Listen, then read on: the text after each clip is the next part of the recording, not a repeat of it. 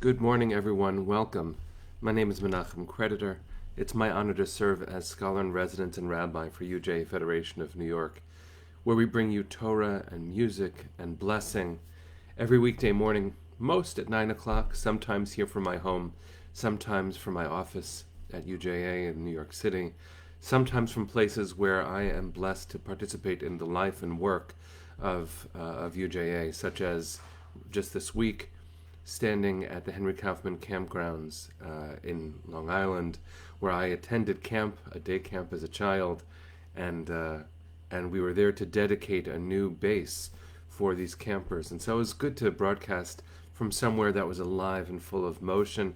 It's also nice to be home, be in our familiar places, and to welcome you all to another beautiful morning. We've been broadcasting since March 18th of 2020. Today is July 16th of 2021. Broadcast 338, and it is so good to see all of you here. We're getting ready for Shabbos. We're going to go into Tisha B'Av on Saturday night. Let's see who's here to start our day with us. Marilyn, good morning. Carl, Boker Tov. Linda, good to see you. Jessica, Arlene, hi. Dale, good to see you. Hi, Andreen. Uncle Alex, nice to see you, my friend. Hi, Cynthia. Hi, Felicia Bat Shalom, Catherine, Barbara, Boker Tov. Good to see you. Linda, Judy, Roberta.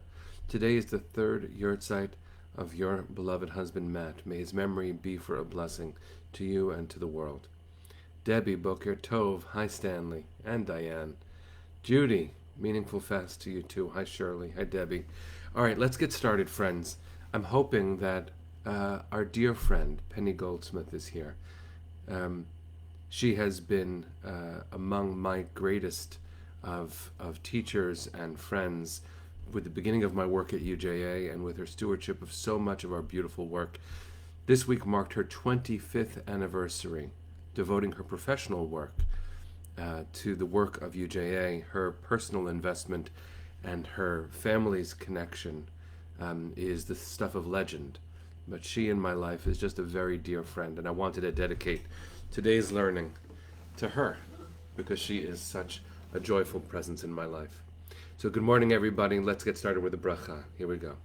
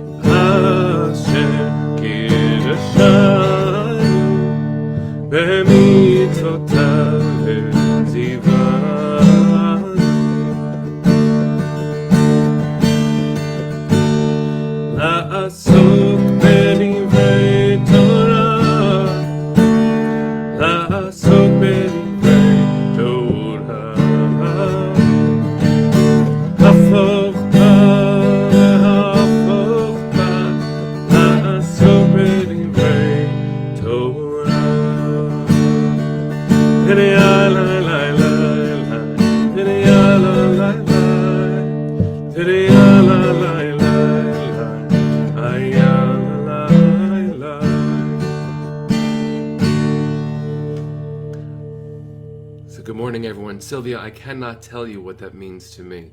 So you're at the USO volunteering there to any of the women or men who are serving our country and keeping us safe. I want to thank them through you for their incredible service. My sister is a chaplain, a rabbi in the U.S. Navy, and her work with the armed forces is simply beyond my ability to express how much gratitude I feel. So to anyone who is nearby, to you, thank you for all that you give. You matter so much to us, and I'm holding you in my heart as I do this teaching today. Here you go, everyone.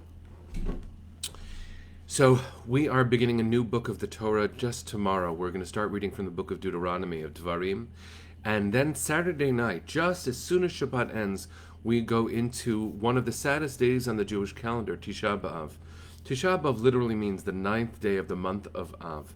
And on this day, we remember so many of the calamities that have befallen the Jewish people throughout history, focusing on the destructions of both Jerusalem temples, one in 586 BCE and one in 70 CE. The juxtaposition of the joy of Shabbat and the sadness of Tisha B'Av makes that in-between time very complicated. I don't want to go into Shabbos focusing on Tisha B'Av, but given that there's literally just a blink of an eye between the two tomorrow night, it's important for us to prepare for what that looks like. So here's what I want to say. We have re-understood, we've mythologized our history. Hi, Julie. Oh, I'm so glad you're here. I miss you. We've mythologized our history, and that doesn't mean turned it into a lie. It means we've interpreted it.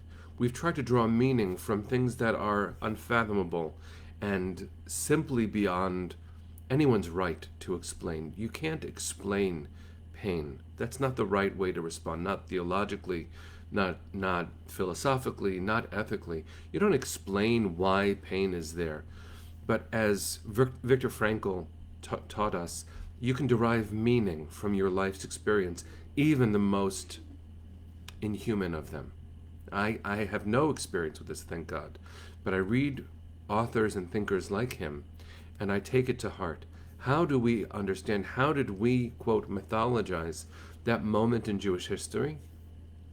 We, the ancient rabbis, taught that the temple was destroyed because we were willing to hate each other. Willing hatred, sinat chinam. People were willing to judge each other, and because of that terrible, terrible infection of mistrust, a pandemic of different proportions, one that begins eating at the heart of what it is to be community in a destructive way. Because of that, we dedicate ourselves on Tisha B'Av to remembering the destruction, and we are taught, this is the important and redemptive way of saying it, anyone who remembers the destruction of the temple will merit to be part of its rebuilding. And there are some who take that literally and think that rebuilding a third temple is the goal. I am not one of those people. I believe not only in the right of multiple paths towards God to have their legitimate spaces and the complicated nature of Jewish history.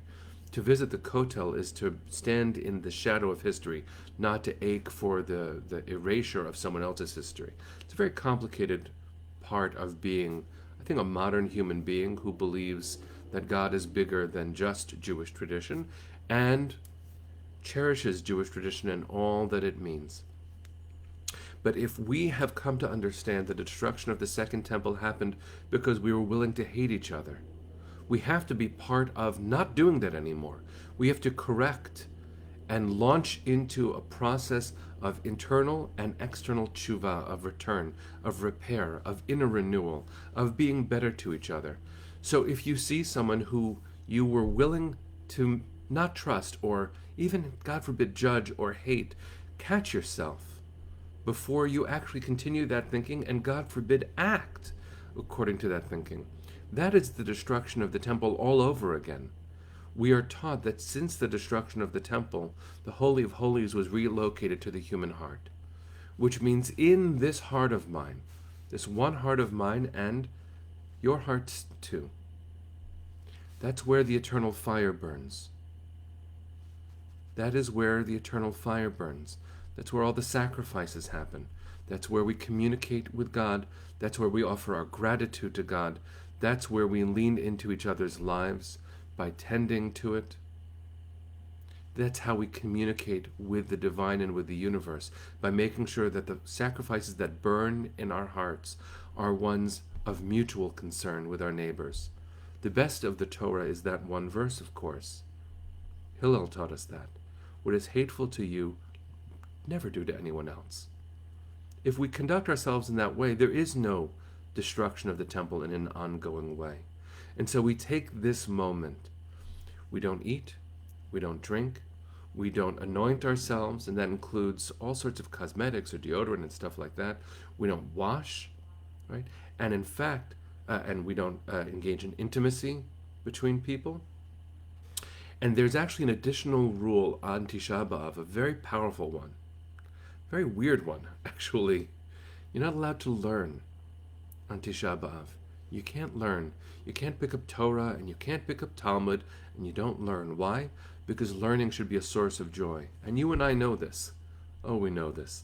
Look at the joy that we've created together by becoming this community. For 338 consecutive weekday mornings, we have found each other, and it is joyful. So, what do we do on Tisha B'Av? The rules are you can learn sections of the Talmud and sections of the Hebrew Bible, of the Tanakh, that are sad.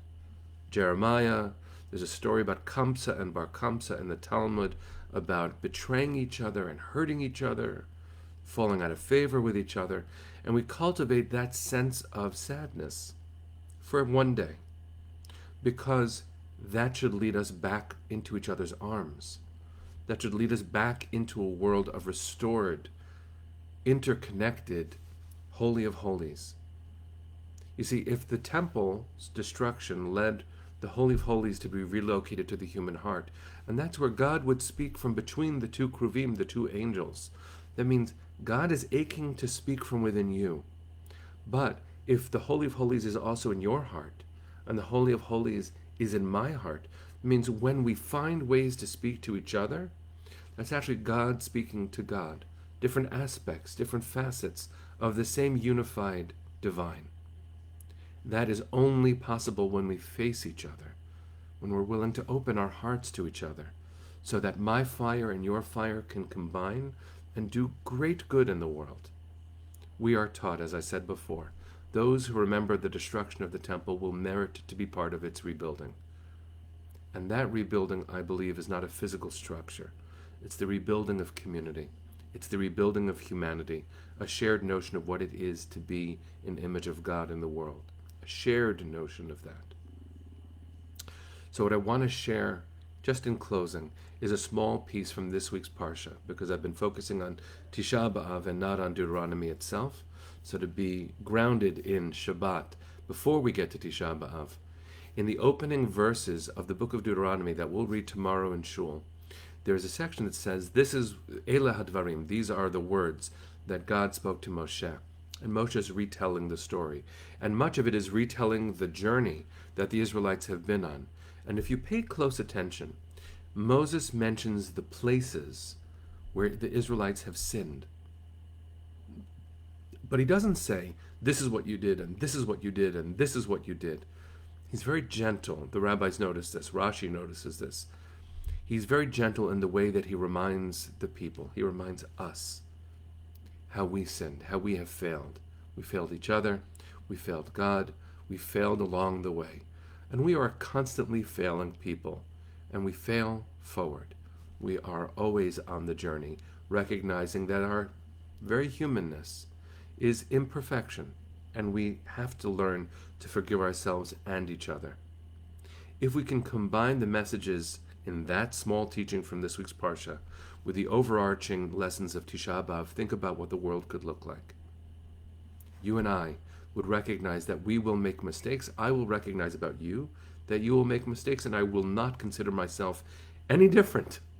I'm not going to get it right all the time, which means I'm going to be in need of being forgiven too. So you and I on the journey are going to make mistakes, and if someone loves us well enough, they're going to help us learn, maybe by not rubbing our noses in the mistakes that we've made, but by saying, you've been here. You've been here. You've been here. We've all been all these different places where we have made mistakes, but I want to try again with ahavat chinam, with the willingness to love, to be close to each other again. So this Tisha B'Av, if you're going to fast, first of all, pay attention to the weather around you. You're not supposed to hurt your body. You're supposed to be uncomfortable. If you need to drink in order to be healthy, drink. Okay? Take good care of yourselves. But let this Shabbat of Dvarim, and which we call Shabbat Chazon, the Shabbat of vision, going into Tisha B'Av, be a journey of increasing closeness by recognizing the places we've been, by gently remembering where we've been, and reminding each other and ourselves that we can do better. We can do better. As my dear friend and colleague David just wrote, and I'll close with his words, let's hope that through brokenness we can find a way to reach out to others. Amen. Amen, David. Thank you for writing that. Let's go, friends. Let's go into a good day, a beautiful Shabbat of vision, and a Tisha B'Av that leaves us wiser and more ready to be close.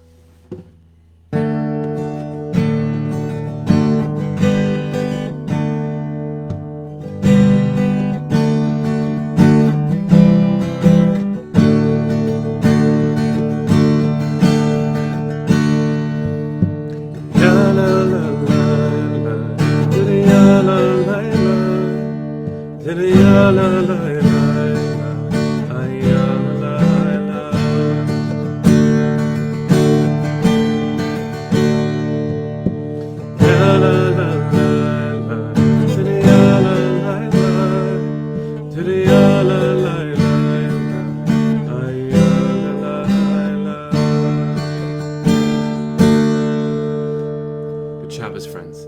See you Monday morning at 9 o'clock. Take care.